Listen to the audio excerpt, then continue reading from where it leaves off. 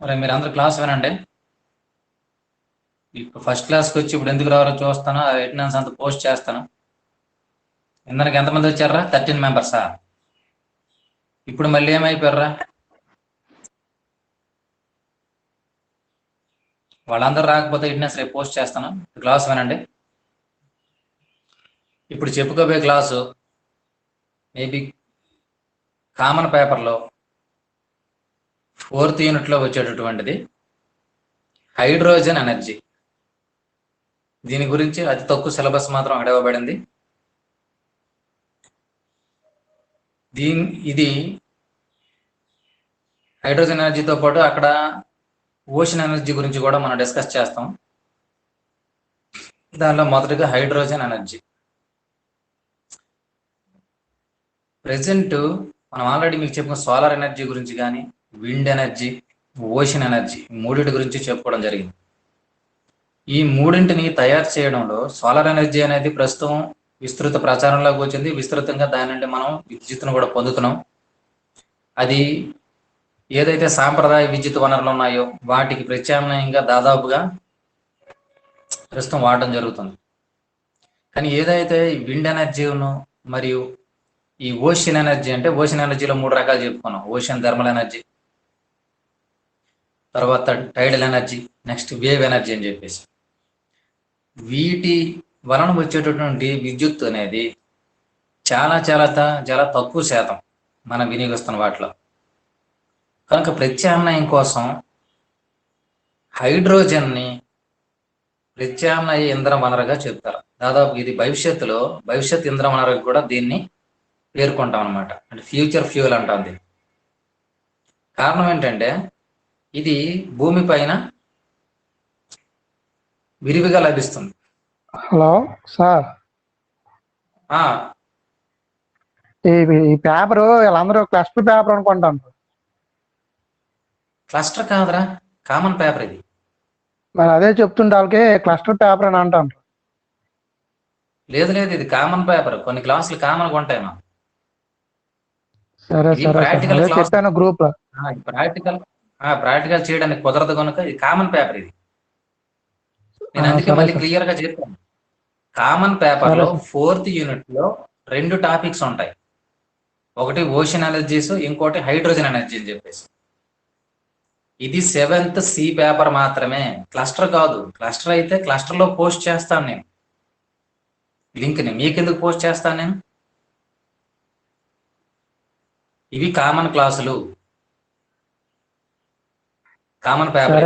అది గుర్తుపెట్టుకోండి అంతే. ఇప్పుడు అన్నారు మెసేజ్ క్లస్టర్ అన్నారు, కాదని చెప్పాను. కాదు, ఇది కామన్ పేపర్. ఇది రైట్. క్లాస్ లోకి వచ్చి అంటే రికార్డింగ్ లో ఉన్నాము, టైం వేస్ట్ అయిపోతుంది.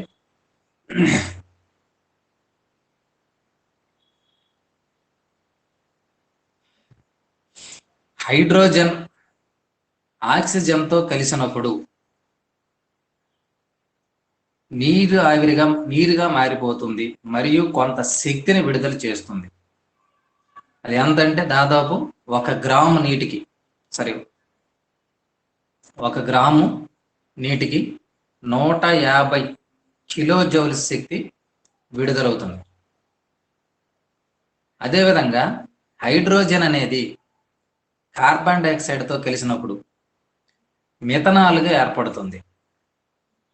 ఇది కూడా ఒక రకమైన ఇంధనం. అలాగనే హైడ్రోజన్ అనేది గాలిలో ఉన్న నైట్రోజన్తో కలిసినప్పుడు అమ్మోనియాగా ఏర్పడుతుంది. మనం ముందుకుండా ఏం చెప్తున్నాం? హైడ్రోజన్ ఆక్సిజన్తో కలిసినప్పుడు నీరు ఏర్పడుతుందని చెప్పాం. దానిని మీరు రివర్స్ లో ఊహించండి. హైడ్రోజన్ నీటి ఆవిరిని లేదా నీటిని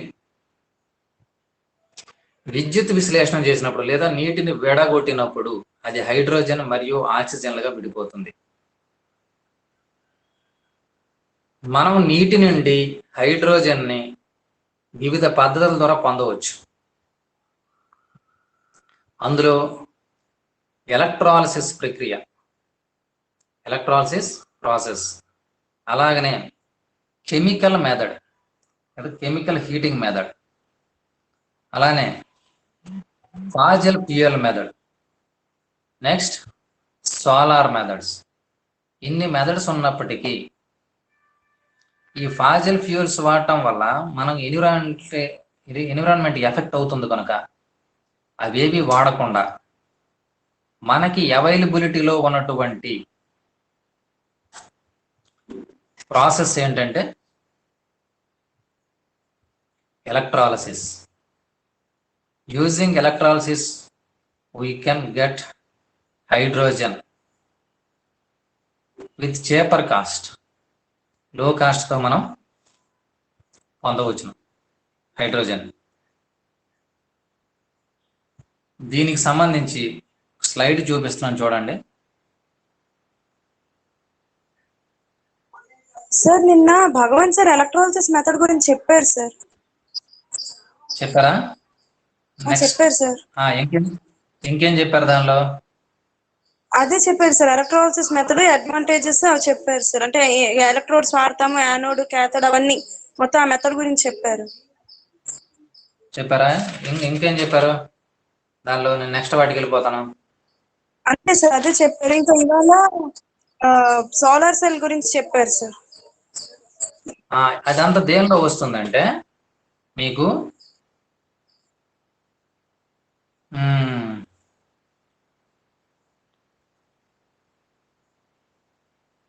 స్టోరేజ్ డివైజెస్ లో వస్తుంది. ఇప్పుడు ఫ్యూయల్ సెల్స్ చెప్పారా మేషరు? ఇవాళ హైడ్రోజన్ ఎలా స్టోర్ చేయాలి అన్నది చెప్తాను అన్నారు సార్.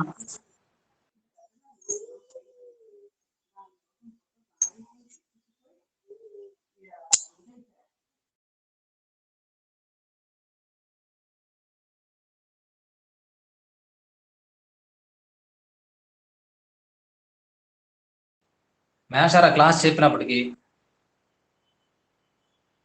దాని గురించి దీనిలో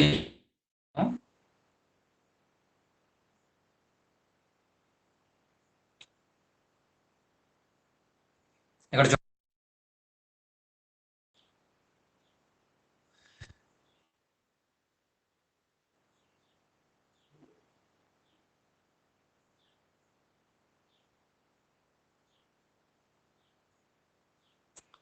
హైడ్రోజన్ ఆక్సిజన్తో కలిసినప్పుడు కొంత ఎనర్జీ రిలీజ్ అవుతుందని ఆల్రెడీ చెప్పడం జరిగింది. అది నేను ఇప్పుడు స్లైడ్లో చూపిస్తున్నాను చూడండి. అలాగే హైడ్రోజన్ కార్బన్ డైఆక్సైడ్తో కలిపినప్పుడు, గాలిలో ఉన్నటువంటి CO2తో కలిసినప్పుడు మెథనాల్ ఏర్పడుతుందని, ఇక హైడ్రోజన్ నైట్రోజన్తో కలిసినప్పుడు అమ్మోనియా ఏర్పడుతుందని. ఈ రెండు కూడా చాలా ఇంధనపరంగా ఉపయోగకరమైనవి, మెథనాల్ కానీ అమ్మోనియా కానీ. అయితే ఇప్పుడు ఏం చెప్పుకున్నాం? Different methods are there to produce the hydrogen. Those are electrolysis method, chemical heating method, fossil fuel method, solar method. But the cheaper method and the available method is electrolysis. ఇది ఎందుకు electrolysis మనం ఉపయోగిస్తామంటే, ఈ electrolysis చేయడానికి కోసంకి మనకి DC voltage enough 1.23 volts DCని కానీ మనం apply చేసినట్లయితే water అనేది హైడ్రోజన్ మరి ఆక్సిజన్గా డివైడ్ అయిపోతుంది. తర్వాత 1 cubic meter ఆఫ్ హైడ్రోజన్ తీసుకున్నట్లయితే మనకి అరౌండ్ 3.9 to 4.6 kWh ఎలక్ట్రిక్ పవర్ను మనం పొందగలం. ఇది ఎక్స్పెరిమెంటల్గా పొందగలుగుతాం అన్నట్టు. Hydrogen energy is the alternating energy to the traditional energy sources now we are using. మనం ప్రస్తుతం ఏదైతే ట్రెడిషనల్ ఎనర్జీ సోర్సెస్ వాడుతున్నాం దానికి ఇది ఖచ్చితంగా ప్రత్యామ్నాయమైనటువంటి energy. It has a flexibility to produce from water. మనకి దీనిలో ఉన్న ముఖ్యమైన ఫ్లెక్సిబిలిటీ ఏంటంటే వాటర్ నుండి దాన్ని మనము పొందగలుగుతాం. 1 యూనిట్ ఆఫ్ హైడ్రోకార్బన్స్ కంటే అంతే అమౌంట్ ఆఫ్ హైడ్రోజన్తో ఎక్కువ శక్తిని మనం పొందగలం. అది దీనికి ఉన్నటువంటి ముఖ్యమైనటువంటి మోస్ట్ ఇంపార్టెంట్ అడ్వాంటేజ్. తర్వాత ఈ హైడ్రోజన్ని ఫ్యూయల్ సెల్లో వాడుతాం. ఫ్యూయల్ సెల్లో వాడి దాని నుండి ఎలక్ట్రిసిటీని మనం పొందవచ్చు. ఫ్యూయల్ సెల్లో వాడవచ్చు, మరియు దాని నుండి ఎలక్ట్రిసిటీని పొందవచ్చు అన్నట్టు. ఇంతవరకు ఫ్యూయల్ సెల్స్ తయారు చేసే విధానం ఒక రకంగా ఉంటే, ఇకపైన హైడ్రోజన్ వాడి మాత్రమే తయారు చేసి, ఇంతకుముందు కెమికల్స్ వాడేవారు, ఇకపైన హైడ్రోజన్ వాడి ఎలక్ట్రిసిటీని ప్రొడ్యూస్ చేస్తారు. ప్రస్తుతం మనకి ఎలక్ట్రిక్ వాహనాలు అంటారు. ఎలక్ట్రిక్ వాహనాలు ఏం చేస్తాం మనం? దీని మీద ఆల్రెడీ గవర్నమెంట్ కూడా, సెంట్రల్ గవర్నమెంట్, స్టేట్ గవర్నమెంట్స్ కూడా కొన్ని పాలసీస్ తీసుకొచ్చాయి ఎలక్ట్రిక్ వాహనాలనే. తర్వాత ఎలక్ట్రిక్ వాహనాల యొక్క వాడకాన్ని పెంచడం కోసం. ప్రస్తుతం మనకు ఉన్నటువంటి పెట్రోల్ బంకులు వీటి స్థానాల్లో మరి కొద్ది రోజుల్లో అన్నింటి ప్లేస్లు అని చెప్పలేం, కానీ ఒక 10% వరకు 1 or 2 yearsలో ఈ ఎలక్ట్రిసిటీని ఫిల్ చేసేటటువంటి బంకులు వస్తాయి అన్నట్టు. ఎలక్ట్రిసిటీ ఫిల్లింగ్ స్టేషన్స్ అంటే ఛార్జింగ్ స్టేషన్స్. ఇంకా ఈ హైడ్రోజన్ ఎనర్జీ డెవలప్ అయినట్లయితే హైడ్రోజన్ బ్యాటరీస్ కొనుక్కుంటే చాలు మనం. అంటే మన వెహికల్లో ఉన్నటువంటి బ్యాటరీస్ని ఇచ్చేసి హైడ్రోజన్ ఫిల్ చేసినటువంటి బ్యాటరీస్ని మనం ఫిక్స్ చేసుకోవడం ద్వారా ఈ సందర్భంలోనూ పొల్యూషన్ ఫ్రీ. సాధారణంగా మనం ఏం చేస్తాం, ఈ హైడ్రోజన్ వాడి మళ్ళీ ఎలక్ట్రిసిటీని ప్రిపేర్ చేసినటువంటి పరిస్థితి కాకుండా డైరెక్ట్గా హైడ్రోజన్నే ఫ్యూయల్గా వాడేసి ఈ ఎలక్ట్రిక్ వాహనాలకు బదులుగా హైడ్రోజన్ ఫ్యూయల్ వెహికల్స్ని ప్రిపేర్ చేసుకున్నట్లయితే మనకు అక్కడ ఈ ఎక్స్పెన్సెస్ కూడా తగ్గుతాయి అన్నట్టు. అయితే ఈ హైడ్రోజన్ యూజ్ చేయడంలోని ప్రధానంగా 5 రకాలైనటువంటి అంశాలు ఉన్నాయి. First one production of hydrogen. Hydrogen ఎలా ప్రొడ్యూస్ చేస్తారు? మీకు నెంబర్ ఆఫ్ మెథడ్స్ చెప్పాను ఇప్పుడు. కెమికల్ హీటింగ్ మెథడ్ అని, ఎలక్ట్రాలిసిస్ మెథడ్ అని, ఫాజల్ ఫ్యూయల్ మెథడ్ అని చెప్పేసి, నెక్స్ట్ సోలార్ మెథడ్ అని చెప్పి. మనకు చేపరగా వాడుకునేది ఎలక్ట్రాలిసిస్ మెథడ్. రెండవది storage and transport. This is most important thing. Hydrogen utilize చేయడం మోస్ట్ ఇంపార్టెంట్ థింగ్ ఇది. కారణం ఏంటంటే హైడ్రోజన్ సింగిల్గా ఎక్స్ప్లోజివ్ నేచర్ కలిగి ఉంటుంది. ఇది సింగిల్గా ఎక్స్ప్లోజివ్ నేచర్ కలిగి ఉంటుంది. ఇది ఎక్స్ప్లోజివ్ ఉన్నప్పుడు దీన్ని స్టోర్ చేయడంలోనూ కొన్ని ఛాలెంజెస్ ఉన్నాయి, అలాగనే దీన్ని ట్రాన్స్పోర్ట్ చేయడంలో కూడా ఛాలెంజెస్ ఉన్నాయి. ఇది ఇంపార్టెంట్. Next utilise. ఎలా వినియోగాలకు తీసుకురావాలి? ఇది శక్తి అంటున్నాం. శక్తి అంటే మనకి ఏ విధంగా ఉపయోగపడాలి? గృహ అవసరాల కోసంకి, అంటే హోమ్ నీడ్స్ కోసంకి, అలాగనే వెహికల్స్ మూవ్ అవడం కోసంకి, అలాగే ఇండస్ట్రియల్ పర్పస్. ఏ ఏ ఏరియాస్లో దీని తలకు యూటిలైజేషన్ ఎలా ఉండాలి? Next execution. సరే, ప్రొడక్షన్ ఒక దగ్గర అయింది, ట్రాన్స్పోర్ట్ గురించి ఆలోచించాం, ఎక్కడ యూటిలైజ్ చేయాలో ఆ ఏరియాస్ని సెలెక్ట్ చేసుకున్నాం. బట్ ఎలా ఎగ్జిక్యూట్ చేయాలి, ఎలా ప్లాన్ చేసుకోవాలి, ఇవన్నీ జరగడం కోసం. Next economic flexibility. ఆర్థిక సౌలభ్యత. అంటే మనకిది తక్కువలో దొరకాలి, మనం యూజ్ చేయాలంటే మనకు ధర అనేది అందుబాటులో ఉండాలి. మీకు ఆల్రెడీ ఇంతకుముందు క్లాసుల్లోనే చెప్పాను. ఇప్పుడు మా మేషర్ ఒక విషయం చెప్పేవాడు, సముద్రపు నీటి నుండి బంగారం తీయొచ్చు అని చెప్పేవాడు. మేమందరం ఆశగా అది కామన్గా అందరం ఇదేగా చేస్తాం, సముద్రం నీటి నుండి తీయొచ్చు, అది ఫ్రీగా దొరుకుద్ది కదా నాకు ఆలోచన ఉంటుంది. కానీ సమస్య అంతా ఏంటంటే ఆయన ఏమంటాడంటే తులం బంగారం తీయడానికి ₹1 కోటి ఖర్చు అవుతుందని చెప్తాడు. మనం ఎవరైనా ముందుకెళ్తామా? సాహసించం. దానికంటే 50,000 ఇచ్చి తులం కొనుక్కోవడం బెటర్ అనుకుంటాం. మనకి అవైలబిలిటీ అనేది చీపర్ కాస్ట్లో ఉన్నప్పుడు మాత్రమే యూటిలైజ్ చేసుకుంటాం, లేనప్పుడు ఆ టెక్నాలజీని వాడడానికి మనం ముందుకు వెళ్ళాం. ఈ 5 ముఖ్యమైన అంశాలు ఏంటంటే production, storage and transport, utilization, execution, last one economic flexibility, ఆర్థిక సౌలభ్యత లేదా అవైలబిలిటీ, సింపుల్ చీపర్ అవైలబిలిటీ. ఫస్ట్ది దేని గురించి చెప్పుకున్నాం మనం? దీని గురించి ఎక్కువ డిస్కషన్ ఉండదు, కానీ జస్ట్ ప్రొడక్షన్ గురించి. Production by electrolysis method. Electrolysis అంటే ఏంటి?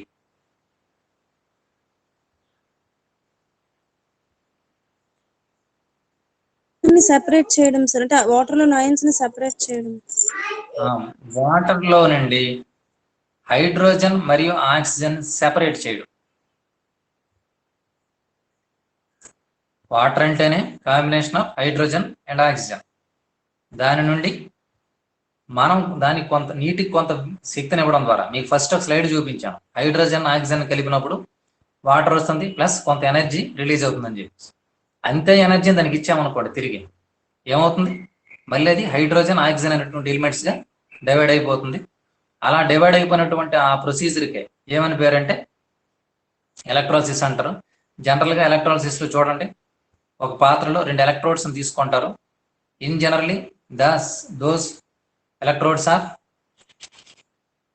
Carbon plates or steel plates.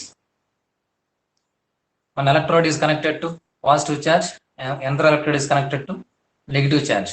ఏదైతే నెగిటివ్ ఛార్జ్ కనెక్ట్ చేసాం దాన్ని యానోడ్, దాన్ని క్యాథోడ్ అంటాం. దేన్నైతే పాజిటివ్ ఛార్జ్ కనెక్ట్ చేసాం దాన్ని యానోడ్ అంటాం. మీన్స్ యానోడ్ అని ఎందుకు అన్నామంటే ఎలక్ట్రాలసిస్ జరిగిన తర్వాత రిలీజ్ అయినటువంటి అయాన్స్, యానయన్స్ ఏ ప్లేస్కి అయితే చేరుతాయో దాన్ని యానోడ్ అంటాం.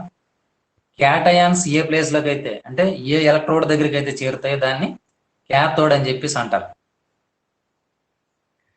ఈ ఎలక్ట్రోడ్స్లో ఇక్కడ మనం ఎలక్ట్రోడ్స్ అనేవి దేనిలో ఉంచుతాం, వాటర్లో ఉంచుతాం. ఇక్కడ వాటర్ని మనం ఏమంటామంటే ఎలక్ట్రోలైట్ అంటాం. ఆ ఎలక్ట్రోలైటే H2 మరియు O2లుగా డివైడ్ అయిపోతుంది. దీనిని నీటిని ఎలక్ట్రాలసిస్ చేయడానికి మనం DC పవర్ సప్లైని ఉపయోగిస్తే సరిపోతుంది. మనం DCని అప్లై చేసినట్లయితే సరిపోతుంది. అయితే ఈ H2O2లుగా ఇది డివైడ్ అయిపోతుందని చెప్తున్నాం కదా, దానిని పెంచడానికి కోసంకి H2 అంటే ఈ హైడ్రోజన్ ప్రొడక్షన్ పెంచడానికి కోసంకి ఆ ఎలక్ట్రిక్ ప్లేట్స్ పైన ఏమైనా కెటలైట్స్ మనం అప్లై చేసాం అనుకోండి, ఫర్ ఎగ్జాంపుల్ ప్లాటినం లాంటి కెటలైట్స్ ఇస్తే వాటిని పెయింట్గా పూతగా పూసినట్లయితే హైడ్రోజన్ సామర్థ్యం, హైడ్రోజన్ యొక్క ప్రొడక్షన్ సామర్థ్యం మరింత పెరుగుతుంది. హైడ్రోజన్ కాదు, ఆక్సిజన్ కూడా. కాకపోతే platinum is very very costly material. మీకు ఆ విషయం తెలుసు కదా, it is more cost than gold. Gold కంటే ఎక్కువ కాస్ట్ ఉంటుంది. అందువలన ఏం చేస్తారంటే ప్లాటినంకి బదులుగా నికెల్ కోట్ చేసినటువంటి స్టీల్ ఎలక్ట్రోడ్స్ని ఈ ఎలక్ట్రాలసిస్ ప్రాసెస్లో ఇన్ జనరల్గా వాడుతూ ఉంటారు. నెక్స్ట్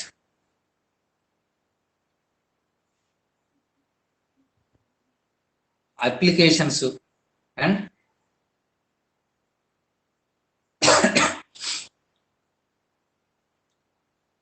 ఈ అడ్వాంటేజెస్ లేదా యూజెస్ చూద్దాం.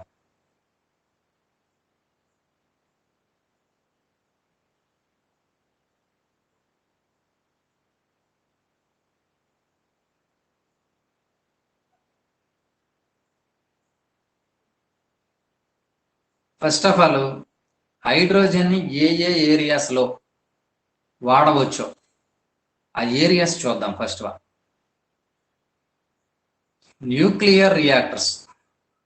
ఎక్కడైతే న్యూక్లియర్ రియాక్టర్స్ ఉంటాయో అక్కడ న్యూక్లియర్ రియాక్టర్ నుండి తీసుకోవాల్సిన ఎనర్జీ మీద పూర్తిగా డిపెండ్ అవ్వకుండా హైడ్రోజన్ నుండి కూడా మనం ఎలక్ట్రిసిటీని ప్రొడ్యూస్ చేయడం ద్వారా ఈ న్యూక్లియర్ రియాక్టర్సే కాదు, హైడ్రల్ పవర్ ప్లాంట్స్ మరియు వీటని ఏవైతే ట్రెడిషనల్ ఎనర్జీ సోర్సెస్ ఉన్నాయో వాటి మీద డిపెండెన్సీని తగ్గించవచ్చు. నెక్స్ట్ ప్రెసెంట్ మనం liquid petroleum gas, LPG gas అంటాం. మనం దానిని గృహ అవసరాల కోసం వాడుతున్నాం. వేరే ఇతర ఇండస్ట్రియల్ యూసేజ్ కూడా ఉంది. కాకపోతే ఈ ఎలక్ట్రిసిటీ ఈ LPG పంపిణీ వ్యవస్థ ద్వారా నేరుగా హైడ్రోజన్ని పంపిణీ చేసేయచ్చు. ఈ హైడ్రోజన్ కూడా హోమ్ నీడ్స్ కోసం, గృహ అవసరాల కోసం వాడుకోవచ్చు. నెక్స్ట్ బారా ఆయిల్ శుద్ధిలో హైడ్రోజన్ ఉపయోగించవచ్చు. మీకు పెట్రోలియం డిస్టిలేషన్ తెలుసు కదా, అంశిక స్వేదనం అంటారు. పెట్రోలియం అంటే ఫాజిల్ ఫ్యూయల్ లిక్విడ్. అది అది ఫాసిల్ ఫ్యూయల్ నుండి వచ్చినటువంటి లిక్విడ్. అది ఒక ఫాసిల్ ఫ్యూయల్. దాన్ని మనం అంశక స్వేదనం చేసినట్లయితే పెట్రోలియము, డీజిల్, కిరోసిన్ ఇవన్నీ కూడా మనకి బై ప్రొడక్ట్స్ వస్తాయి 1 by 1. Yes sir. దానిలో వచ్చేదే ఒక రకమైన ప్రొడక్ట్ ఈ బారా ఆయిల్. దీనిని ప్యూరిఫై చేయడంలో హైడ్రోజన్ యూజ్ చేస్తాం. నెక్స్ట్ సింథటిక్ లిక్విడ్స్ లేదా వాయు ఇంధనాల తయారీ. వాయు ఇంధనాల తయారీ అంటే ఇక్కడ విషయం గుర్తుపెట్టుకోండి. సింథటిక్ లిక్విడ్స్ లేదా వాయు ఇంధనాల తయారీ.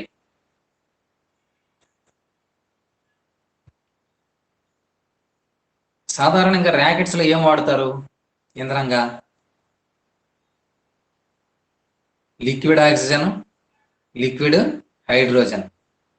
లిక్విడ్ ఆక్సిజన్ ఓన్లీ మండడం కోసం మాత్రం వాడతారు. లిక్విడ్ హైడ్రోజన్ అనేది దాని కనెక్షన్ గా వాడతారు అన్నమాట. ఇంకా దాన్నే పూర్తి స్థాయి ఇంధనంగా వాడతారు. ఇనీషియల్ గా ఉపయోగపడేది ఆక్సిజన్ అయితే తర్వాత వినియోగించుకునే ఇంధనంగా ఏది ఉపయోగపడుతుందంటే హైడ్రోజన్ వాడతారు. యాక్చువల్గా ఇంతకు ముందు కాలంలో వాడేది ఏంటంటే ఈ వెయిట్ ఆయిల్, బార్ ఆయిల్ ఉందని చెప్పాం కదా, ఆ వెయిట్ ఆయిల్ని వాడేవాడు. కాకపోతే దీంతో సమస్య ఏమొస్తుందంటే దాని యొక్క బరువే ఎక్కువగా ఉండేది.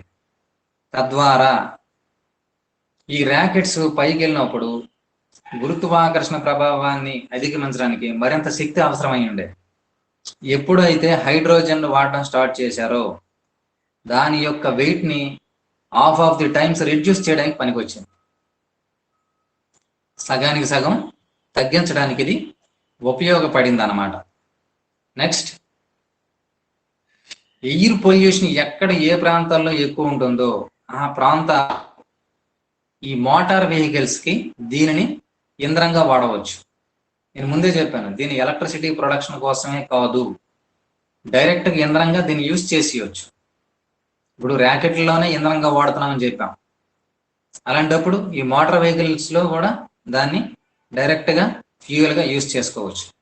నెక్స్ట్ స్టీల్ ఇండస్ట్రీస్ లో సాధారణంగా స్టీల్ కొద్ది రోజులు మనం బయట ఉంచామనుకోండి అన్ని వెదర్ కండిషన్స్, ఆటోమేటిక్గా దానికి కొరిజన్ అనేది ఏర్పడుతుంది, అంటే రస్ట్ పట్టేస్తుంది అన్నట్టు. అలా ఐరన్ ఆక్సైడ్ ఏర్పడకుండా రస్ట్ నే మనం కెమికల్ భాషలో ఏం చెప్తామంటే Fe2O3 అంటారు, ఫెరస్ ఆక్సైడ్ లేదా ఐరన్ ఆక్సైడ్ అంటాం. ఈ ఐరన్ ఆక్సైడ్ ఏర్పడకుండా ఉండడానికి స్టీల్ ఇండస్ట్రీస్ లో, అదే స్టీల్ ప్లాంట్స్ లో దీన్ని బాగా యూజ్ చేస్తారు. 7th వన్ ఎయిర్ క్రాఫ్ట్స్ వినియోగంలో. ఫస్ట్ ఏం చెప్పాం, ఇంధనాల తయారీలో అన్నాం. అంటే హైడ్రోజన్ ని లిక్విఫై చేస్తే ఇంధనంగా మారుతుంది. ఆ ఇంధనాన్ని ఎయిర్ క్రాఫ్ట్స్ లో ఉపయోగిస్తారు. ఆ విషయాన్ని మీకు ఆల్రెడీ ఇంతకు ముందు చెప్పడం జరిగింది. నెక్స్ట్ సాధారణ ఉపయోగాలు, అంటే మనకి ఎక్కడెక్కడ గృహ అవసరాలు ఇలాంటి వాటిలో ఎలా ఉపయోగపడుతుందో ఇప్పుడు ఒకసారి డిస్కస్ చేసేద్దాం.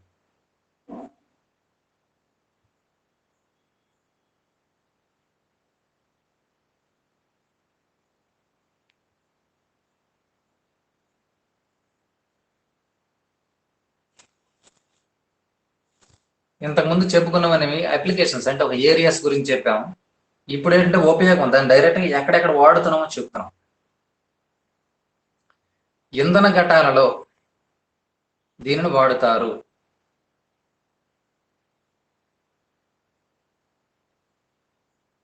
ఫస్ట్ది గృహ అవసరాల గురించి మాట్లాడదాం, తర్వాత ఇంధన ఘటాల అది అప్లికేషన్లోకి వెళ్ళిపోతుంది, దాని గురించి తర్వాత మాట్లాడదాం. గృహ అవసరాలకి సాధారణంగా మనం ఇంటి దగ్గర ఇప్పుడు ఎల్పిజి గ్యాస్ని ఎలా అయితే యూజ్ చేస్తున్నామో అలాగే హైడ్రోజన్ను వాడి ఇంటి దగ్గర ఉన్నటువంటి గృహ అవసరాలన్నింటికి కూడా వాడుకోవచ్చును. ఇంట్లో ఉన్నటువంటి చివరికి ఎలక్ట్రిసిటీకి బదులు కూడా, అంటే ల్యాంప్స్ వెలిగించడానికి వాటన్నిటికి కూడా దీన్ని ఉపయోగించుకోవచ్చు. రెండోది ఇండస్ట్రియల్ యూసేజ్ పరిశ్రమలలో ఇంధనంగా వాడుతారన్నమాట. It is used as a fuel in the industries to reducing the chemicals. రసాయనాలను తగ్గించే ఇంధనాలుగా వాడుతుంటారు. నెక్స్ట్ రవాణా వాహనాలకు ఆటోమొబైల్స్, బస్, ట్రక్, అలాగే అగ్రికల్చర్ ఆపరేటర్స్. నెక్స్ట్ వీటన్నిటిలో కూడా పెట్రోలియం యూసేజ్ని తగ్గించడం కోసంకి రవాణా వాహనాలలో వాడుతుంటారు. ఎయిర్ క్రాఫ్ట్ యూజ్, ఇది ఆల్రెడీ అప్లికేషన్స్ చెప్పిన దానిలోనే చెప్పాం. ఎయిర్ క్రాఫ్ట్స్ సాధారణంగా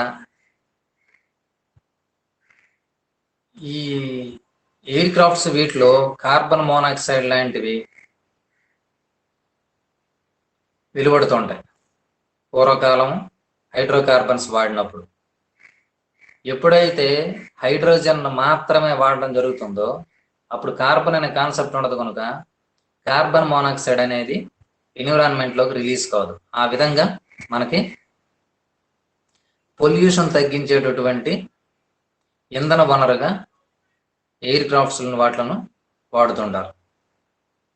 నెక్స్ట్ విద్యుత్ ఉత్పత్తి అంటే ఏం చేస్తామంటే మనం సోలార్ సెల్స్ ఎలా ప్రిపేర్ చేస్తాం, ఇక్కడ హైడ్రోజన్ ఫ్యూయల్ సెల్స్ తయారు చేస్తాం. మీన్స్ ఇక్కడ హైడ్రోజన్ తయారు చేయదు, హైడ్రోజన్ని ఆ సెల్స్లో మనం స్టోర్ చేసుకుంటాం. స్టోర్ చేసుకొని ఫ్యూచర్లో ఇంటిలో విద్యుత్ దీపాలు వెలిగించుకోవడానికి ఎలక్ట్రిక్ లైట్స్ కానీ లేదా మళ్ళీ వెహికల్స్లో ఫ్యూయల్ సెల్స్ వాడడం. చూడండి, మనకి బ్యాటరీలతో నడిచేటటువంటి ఎలక్ట్రిక్ బ్యాటరీలతో నడిచేటటువంటి స్కూటర్స్ వచ్చాయి. ఫ్యూచర్లో హైడ్రోజన్ బ్యాటరీస్తో నడిచినటువంటి ఈ 2 వీలర్స్ 3 వీలర్స్ అవి వచ్చే ఛాన్స్ ఉంది. ఇది దేనికి సంబంధించిందంటే పూర్తిగా ఫ్యూచర్ ఫ్యూయల్గా మాత్రం ఇప్పుడు డిస్కస్ చేస్తున్నాం. దీన్ని ఇప్పుడు డైరెక్ట్గా ఈ టెక్నాలజీ మనం వాడుకునే స్థితికి భారతదేశం ప్రస్తుతానికి లేదు, కానీ ఫ్యూచర్లో దీనిపైన ఆధారపడాల్సి వస్తుంది అన్నట్టు. ఇంకో విషయం చెప్పండి, దీనివల్ల అడ్వాంటేజెస్ ఏంటి, డిసడ్వాంటేజెస్ ఏంటి? సాధారణంగా ఇప్పుడు విండ్ టర్బైన్స్ గురించి ఆల్రెడీ గత క్లాస్లో చెప్పుకున్నాం. దీనివల్ల లాభాలు ఏంటి, నష్టాలు ఏంటి అంటే అడ్వాంటేజ్ డిసడ్వాంటేజ్ చెప్పాను. దీనిలో అడ్వాంటేజెస్ ఏంటి, డిసడ్వాంటేజెస్ ఏంటి? మీరు ఇంత క్లాస్ ఉన్నారు కనుక మీకు క్లారిటీ వచ్చి ఉంటుంది. మీరు చెప్తే సరే ఫాస్ట్గా డిస్కస్ చేసి వెళ్ళిపోదాం. మీరు చెప్పకపోతే నేనే చెప్పేస్తాను. పెట్రోల్ ని రిప్లేస్ చేస్తుంది సార్. అంటే ఇప్పుడు దాన్ని ఎలా అయితే మనం ఆటోమొబైల్స్ లో వాడచ్చు అంటున్నామో దానివల్ల పెట్రోల్ వల్ల వచ్చే ప్రాబ్లమ్స్ అనేవి తగ్గుతాయి. ఫస్ట్ ఏంటంటే ఎన్విరాన్మెంటల్ ఫ్రెండ్లీ ఫ్యూయల్ ఇది, అది ఫస్ట్ వన్. మనం మిగతావి ఏవైతే ట్రెడిషనల్ ఎనర్జీస్ వాడుతున్నాం దానివల్ల ఏం జరుగుతుందంటే పొల్యూషన్ ఎక్కువ, ఎన్విరాన్మెంట్ స్పాయిల్ అయిపోతుంది. ఇది ఎన్విరాన్మెంట్ ఫ్రెండ్లీ. నెక్స్ట్ రెండవది చేపర్ వన్. భూమి పైన ఎంతమైనటువంటి అవైలబుల్ అయినటువంటి ఎలిమెంట్స్ లో హైడ్రోజన్ ఒకటి. ఆ హైడ్రోజన్ ఫ్రీగా అవైలబుల్ అవుతుంది. Otherwise it is produced from water by electrolysis. Electrolysis పద్ధతి ద్వారా నీటి నుండి మనం దీన్ని పొందొచ్చు. నెక్స్ట్ ఇప్పుడు మీకు ఉదాహరణకి ఈవెన్ రెన్యూవబుల్ ఎనర్జీ సోర్స్ అయినటువంటి విండ్ ఎనర్జీలో కూడా కొన్ని లోపాలు ఉన్నాయి. వాటిని ఆ విండ్ ప్లాంట్స్ ని అన్ని ప్లేసుల్లో మనం ఎస్టాబ్లిష్ చేయలేం. అలా అని చెప్పేసి దీనిని కూడా అన్ని ప్లేసుల్లో మనం ఎస్టాబ్లిష్ చేయలేం. కాకపోతే ఏంటంటే సురక్షితమైన ప్రాంతం ఏదైనా దొరికితే ఆ ప్రాంతంలో మనం చేసుకోవచ్చు. బట్ అదే విండ్ ప్లాంట్స్ ఉన్నాయనుకోండి, ప్రజలకు సురక్షితమైనటువంటి ప్రాంతంలో ఏర్పాటు చేయాలి, కానీ ఆ సురక్షితమైన ప్రాంతంలోకి విండ్ పవర్ అనేది లేదనుకోండి, అంటే విండ్ తో స్పీడ్ సరిగ్గా లేదనుకోండి, అక్కడ ఎస్టాబ్లిష్ చేయలేం మనం. కొన్ని ఇప్పుడు ఉదాహరణకి ఏంటంటే కొన్ని ప్రాంతాలలో ఇప్పుడు సీసోర్ ప్రాంతంలో కొన్ని దగ్గర మనం ఎస్టాబ్లిష్ చేయొచ్చు, కానీ అక్కడ మానవ సంచారం ఉంటుంది, జన సంచారం ఉంటుంది, కొన్ని పల్లెలు ఉంటాయి, అక్కడ వాళ్ళకి ఇబ్బందికరంగా ఉంటుంది ఆ ప్రాంతం. కానీ దీన్ని అలా కాదు, ఏ ప్రాంతంలోనైనా సరే దీన్ని జనావాసాలకు దూరంగా దీన్ని మనం ఎస్టాబ్లిష్ చేసుకోవచ్చు. కాకపోతే ఇప్పుడు దీనిలో డిసడ్వాంటేజ్ ఏంటంటే ఇప్పుడు ఆ టెక్నాలజీ మనకు ఆల్రెడీ అందుబాటులో లేదు. ఈ టెక్నాలజీ మరింత డెవలప్ అవ్వాలి, మనకు అందుబాటులోకి రావాల్సి ఉంటుంది. అప్పుడు మాత్రమే దీన్ని మనం ఎక్కువ స్థాయిలో మనం అడాప్ట్ చేసుకోగలం, ఎక్కువ యూటిలైజేషన్లో తీసుకురాగలం. ఇంకేమైనా డిసడ్వాంటేజెస్ ఉన్నా చెప్పండి. ఇది ఎక్స్ప్లోజివ్ అని చెప్పేసి మొదట్లో చెప్పాను నేను. హైడ్రోజన్ అనేది ఎక్స్ప్లోజివ్ కనుక దీని ట్రాన్స్పోర్టేషన్ చాలా కష్టంతో కూడుకుని ఉంటుంది. దీని ట్రాన్స్పోర్ట్ అనేది చాలా కష్టంతో కూడుకుంటుంది. అలాగే స్టోరేజ్ కూడా కష్టమైంది.